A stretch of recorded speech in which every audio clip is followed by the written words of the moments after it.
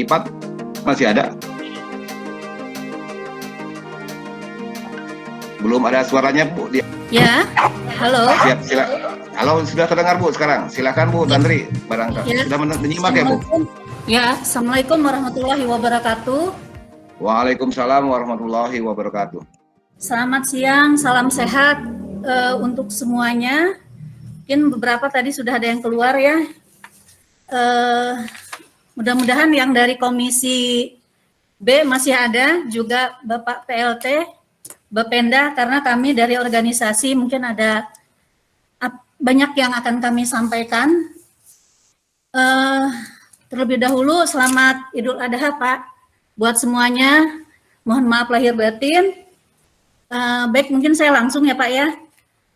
Seperti tahun yang sebelumnya, target BPHTB itu bisa terpenuhi setelah adanya insentif Pak.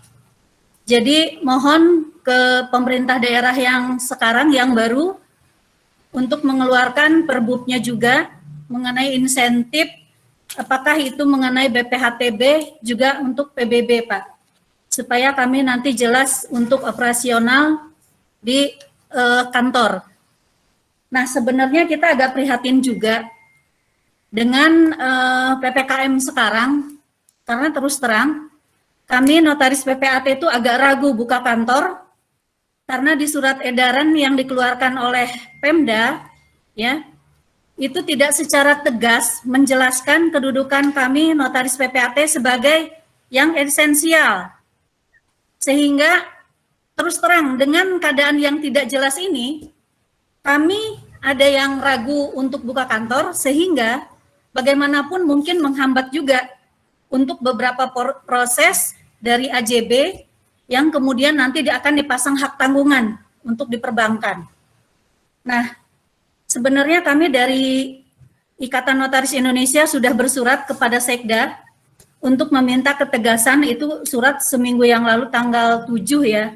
Kita sudah sampaikan, namun karena ada kejadian di KBB, salah satu rekan kami itu kantornya digerebek oleh Satgas ya, sehingga ada beberapa rekan kami yang ragu untuk buka kantor.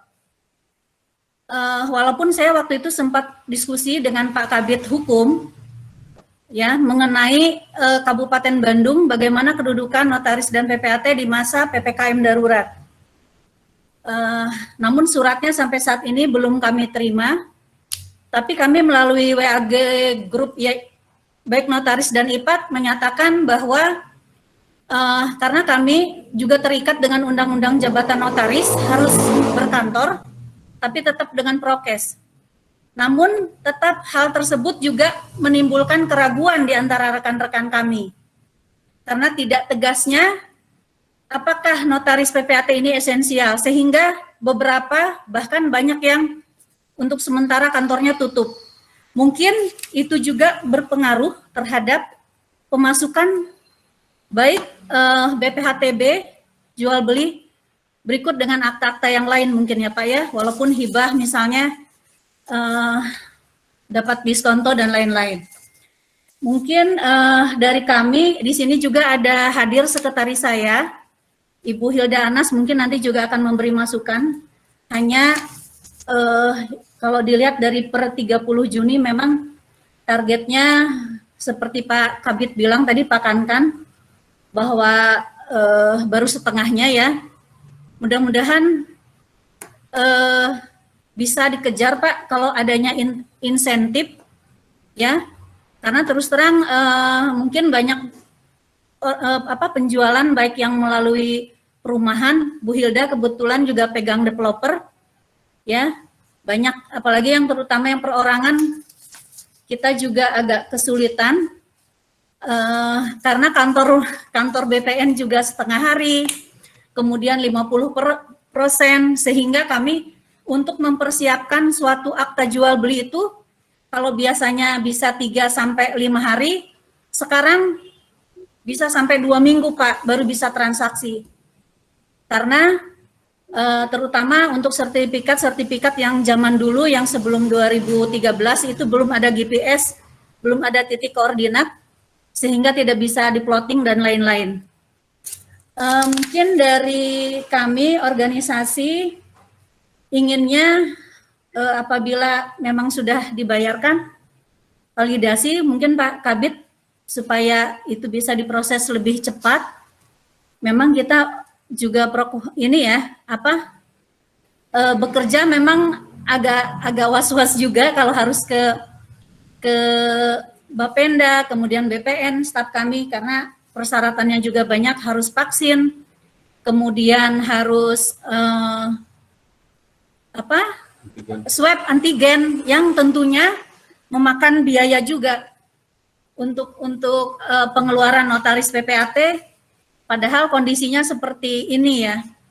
Jadi mohon supaya apabila kami melakukan proses validasi itu apabila kurang atau apa bisa melalui dihubungi di telepon atau apa gitu, jadi nggak perlu berkali-kali karena terus terang kita harus swab lagi gitu memakan biaya. Kemudian yang mengenai PBB pasar itu Pak, yang harga pasar memang udah nggak relevansi, ada PBB 5.000, 10.000 ya, karena terus terang kita kembali lagi banyak tanah-tanah yang sebenarnya potensial tapi NJOP-nya di bawah, itu mohon juga segera supaya ada kepastian dalam pembuatan akta, karena benar kata Bapak juga bahwa transaksi itu jual beli hanya mereka yang tahu ya. Saya hanya mungkin dari 20 klien saya yang jujur tuh cuma 1-2 Pak. Dia ada juga yang jujur ternyata gitu, karena setelah teks amnesti dia nggak mau bohong, dia bilang. Jadi kemarin ada transaksi di mana ya, di Rancaikek, transaksi NJOP-nya sebenarnya hanya 79.000, tapi dia ngaku ke saya, Bu Tantri itu jual belinya 700 juta. Ya alhamdulillah gitu ya, dia dengan kesadarannya memang ada juga masyarakat yang mau jujur sama kita. Sebenarnya kita juga senang Pak kalau mereka jujur, karena fee-nya kita tuh dari mereka juga gitu ya. Kemudian karena waktu kita bahas dengan Bapenda bahwa kita juga berkontribusi ya terhadap pemasukan daerah, mohon untuk diperhatikan juga bahwa organisasi kami terutama IPAT juga mendapat insentif jika nanti mungkin saat ini kita nggak bisa acara secara langsung ya, hanya bisa online. Mungkin nanti tolong menjadi catatan bahwa kami juga bisa mendapat insentif melalui organisasi. Kemudian untuk masyarakat, mohon Pak insentif untuk BPHTB, siapa tahu bisa memancing juga seperti tahun yang lalu ya. Waktu itu insentif 15% itu meningkat, banyak transaksi karena banyak yang diikat dengan PPJB awalnya. Setelah ada insentif, mereka langsung melakukan akta jual beli. Kemudian dengan 10% pun bisa ya, yang 2 kali itu ya, yang pertama kan 15 dan 10. Melihat sekarang sudah di bulan Juli Pak, mudah-mudahan kalau ada insentif, kami juga dari notaris PPAT bisa membantu meningkatkan transaksi dengan adanya insentif. Mungkin demikian. Ada Bu Hilda Anas yang bisa menambahkan, Pak. Terima kasih. Apabila ada kata-kata yang kurang berkenan, mohon maaf. Mungkin nanti sambil diskusi selanjutnya saya bisa menambahkan ada yang terlupakan. Terima kasih. Terima kasih Ibu Tantri selaku Ketua IPAT Kabupaten Bandung. Barangkali akan dilanjutkan oleh Ibu Sekretaris katanya, Bu Hilda sudah bergabung. Assalamualaikum warahmatullahi wabarakatuh. Waalaikumsalam warahmatullahi wabarakatuh. Iya, selamat siang Bapak-Bapak semua yang saya hormati. Bu Ketua saya juga selamat siang. Puji syukur hari ini kita masih diberi kesehatan untuk bisa berdiskusi melalui Zoom ini. Yang disampaikan oleh Ibu Ketua sudah cukup lengkap. Semua yang saya catat dan saya akan ajukan ternyata sudah disampaikan juga oleh Ibu Ketua saya. Hanya memang yang terkait dengan yang langsung berhubungan dengan saya mengenai anggota yang menanyakan apakah boleh buka kantor atau tidak. Nah, itu yang mungkin perlu jawaban yang secepatnya, karena banyak yang sudah ada janji-janji sebelumnya, sudah mau siap bayar pajak, tapi khawatir aktenya tidak bisa dibuat dan lain-lain, itu menimbulkan keraguan untuk membayar pajak maupun untuk melakukan transaksi akte jual beli.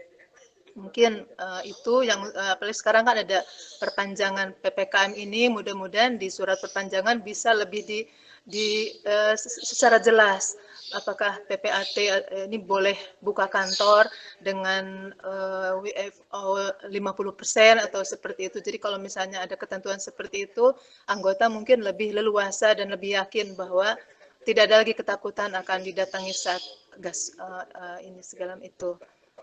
Yang lainnya sih mungkin sama seperti yang Bu Ketua sampaikan. Mudah-mudahan ada penyelesaian, ada solusi yang terbaik. Terima kasih. Assalamualaikum warahmatullahi wabarakatuh. Waalaikumsalam warahmatullahi wabarakatuh.